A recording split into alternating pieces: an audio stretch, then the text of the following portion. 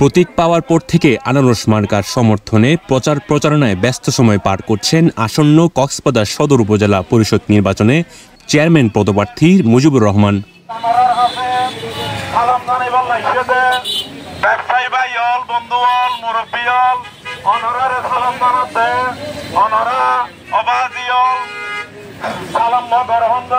বুধবার দুপুরে তিনি ঝিলুমজা ইউনিয়নের হাজিপাড়া এলাকায় গণসংযোগ করেন।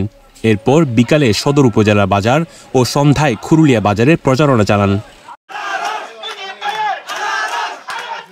প্রচারণাকালে সাংবাদিকদের প্রশ্নের জবাবে সাবেক মেয়র মুজিবুর রহমান বলেন, দীর্ঘ 14 বছর ধরে ঝিলুমজা ইউনিয়ন পরিষদ চেয়ারম্যান ছিলেন তিনি। সেই সাথে 5 বছর কক্সবাজার পৌরসভার মেয়রের দায়িত্ব পালন করেছেন।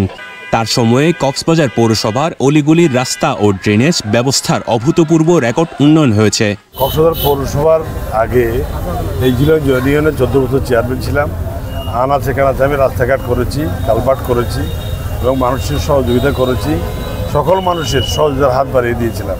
নির্বাচিত হলে 5 ইউনিয়নের প্রত্যন্ত অঞ্চল সহ পুরো সদর উপজেলাকে ঢেলে সাজানোর কথা জানান কক্সবাজার পৌরসভার সাবেক এই মেয়র।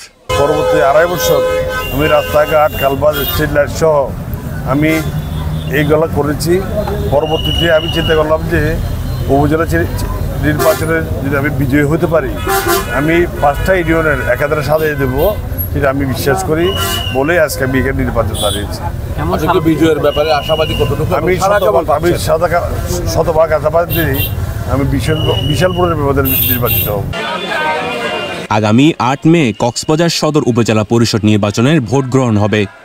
News desk, CCN।